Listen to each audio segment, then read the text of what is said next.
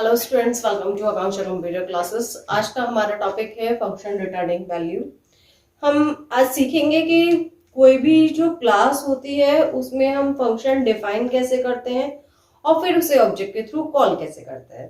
ठीक, first step में हम ये सीखेंगे। सेकेंड स्टेप में हम ये सीखेंगे कि कोई भी फंक्शन वैल्यू रिटर्न कैसे करता है और फिर हम उसे मेन फंक्शन में कैसे एक्सेस कर सकते हैं और यूज कर सकते हैं। ठीक है, तो आज का हमारा टॉपिक कि हम ऑब्जेक्ट के थ्रू फंक्शन को कैसे कॉल करते हैं और फंक्शन के थ्रू कोई भी वैल्यू हम रिटर्न कैसे करते हैं। आइए, सपोज मैं एक क्लास के एक एग्जांपल लेकर चल रही हूँ। कॉम्प्लेक्स क्लास है, आपको सबको पता होगा कि कॉम्प्लेक्स नंबर क्या होते हैं। Complex number a plus i b की फॉर्म में होते हैं। a प्लस आई बी की फॉर्म में ये रियल पार्ट होता है 2 प्लस 3i, ये रियल पार्ट होता है और ये इमेजिनरी पार्ट होता है। ये रियल पार्ट और ये इमेजिनरी पार्ट होता है। तो हम इसी को यूज करेंगे, इसमें ही फंक्शन बनाने जा रहे हैं हम। इसमें हमारे पास क्लास है, क्लास कॉम्प्लेक्स,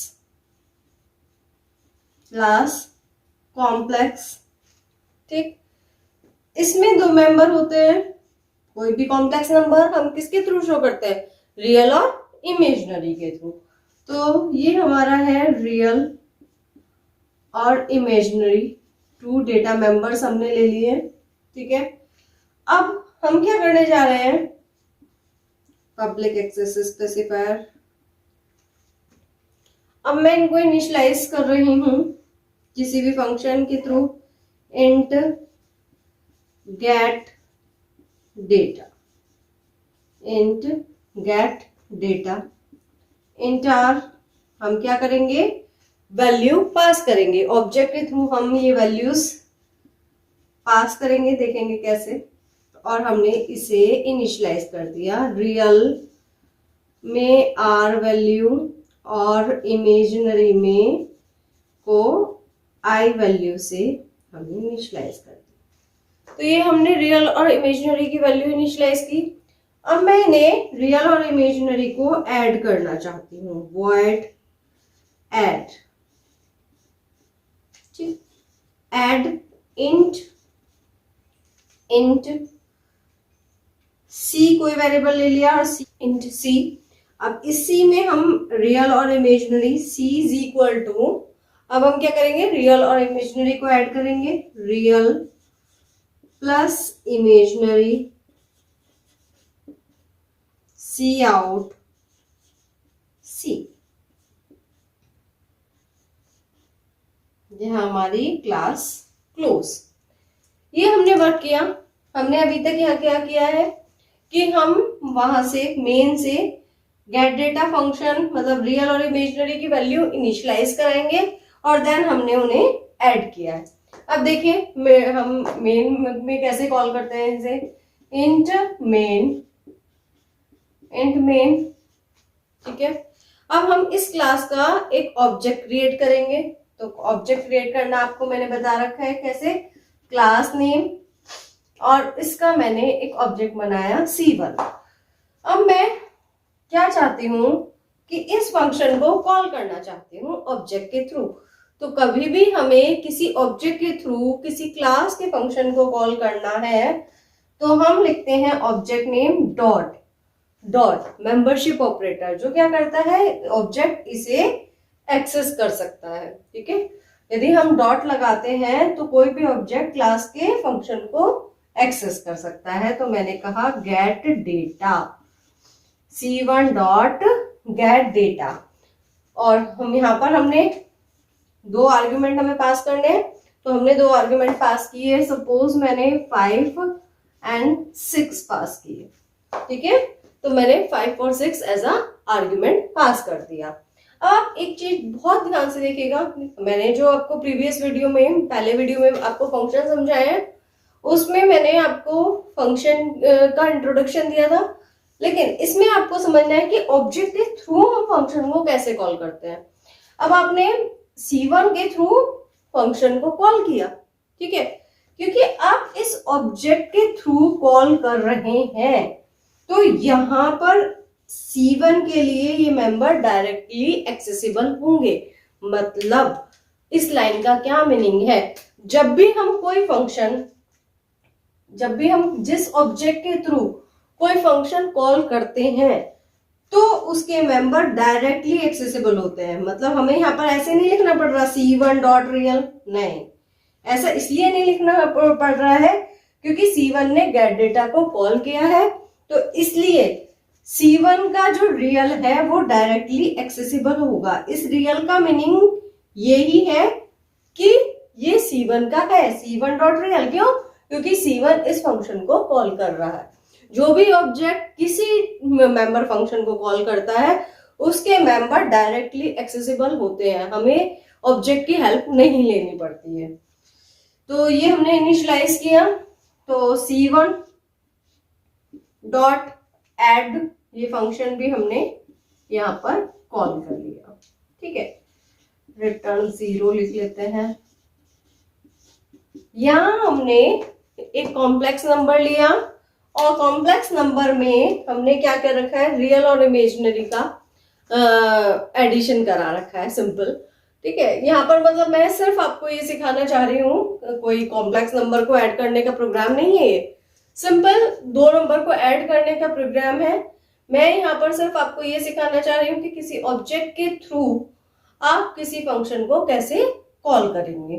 तो यहाँ पर हमने 5 और 6 वैल्यू पास की, 5 और 6 वैल्यू रियल की वैल्यू, C1 के रियल की वैल्यू हमारी हो गई है 5 और C1 के इमेजिनरी की वैल्यू हमारी हो गई है 6। ठीक है, तो 5, 6, तो 5, 6 वैल्यू हो गई है। अब ये 5 और 6 11 C में आया और 11 हमारा आउटपुट आ जाएगा। ठीक है, यहाँ पर कोई मैंने कॉम्प्लेक्स नंबर का कॉन्सेप्ट कुछ नहीं लगाया है कि भाई दो कॉम्प्लेक्स नंबर को ऐड करना है। यहाँ सिर्फ मैं रियल और इमेजिनरी मेरे पास डेटा मेंबर्स हैं, उनको मैं ऐड कर रही हूँ, जिससे आपको बस ये समझ में आ जाए कि किसी भी ऑब्जेक्ट के थ्रू हम फंक्शन कैसे कॉल कर रहे होते हैं। ठीक है, अब बात आती है कि ये रिजल्ट मुझे यहाँ प्रिंट नहीं कराना है, ये जो है रिजल्ट मुझे रिटर्न करके मेन में सेंड करना है, तो मैं क्या करूंगी, यहां पर रिटर्न C।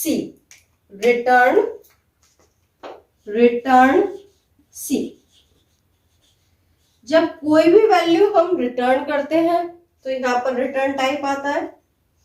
C कैसा है, इंटीजर टाइप का है, तो हमने यहां पर लिख दिया इंट।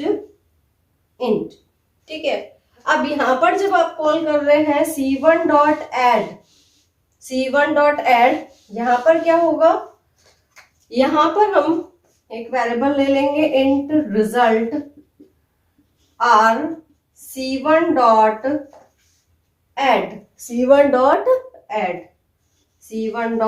एड।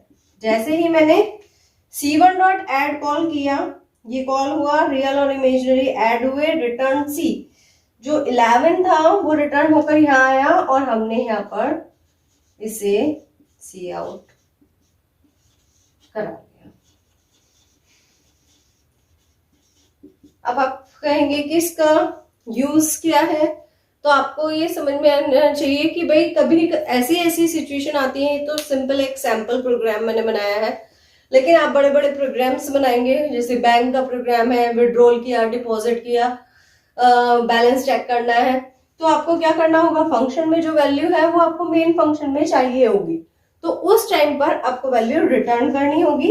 इसलिए मैंने आपको यहाँ पर रिटर्न करना सिखाया है कि आप रिटर्न करेंगे, जिस भी टाइप की वैल्यू है वो आप यहाँ मेंशन करेंगे और यहाँ पर हम फंक्शन में से ऐसे यूज कर लेंगे।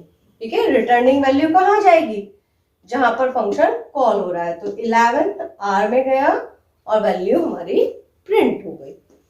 सबसे पहले एक बार और मैं रिकॉल कर देती हूँ, हमने एक ऑब्जेक्ट बनाया ऑब्जेक्ट के through gate data function call किया, गेट डेटा फंक्शन के थ्रू रियल और इमेजिनरी की वैल्यू इनिशियलाइज हो गई।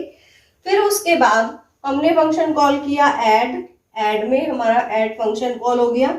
इसमें 5 + 6 11 रिटर्न सी में क्या है 11 रिटर्न हो गया। रिटर्न कहाँ होगा जहां फंक्शन कॉल हो रहा है, आर में आया और हमारी वैल्यू 11 प्रिंट हो गई। तो इस तरह से हम C++ में फंक्शन से वैल्यू रिटर्न करा सकते हैं मेन में, और या जहां पर फंक्शन कॉल हो रहा है वहां पर रिटर्न करा सकते हैं। तो इस तरह से आप वैल्यू को एक्सेस कर पाएंगे। रिटर्न जो वैल्यू है उसे कहीं पर भी आप यूज कर पाएंगे। यदि मेन में आगे आपको उसके थ्रू कुछ वर्क करना है तो आप वैल्यू रिटर्न करें और फिर उसे मेन में यूज कर सकते हैं। आई होप आपको ये कॉन्सेप्ट क्लियर हुआ होगा। ऐसे ही न्यू कॉन्सेप्ट के लिए C++ के, C के, HTML, वेब डिजाइनिंग के न्यू कॉन्सेप्ट, न्यू कोर्सेज और न्यू वीडियोस के लिए चैनल को लाइक और सब्सक्राइब करना ना भूलें। Thank you so much.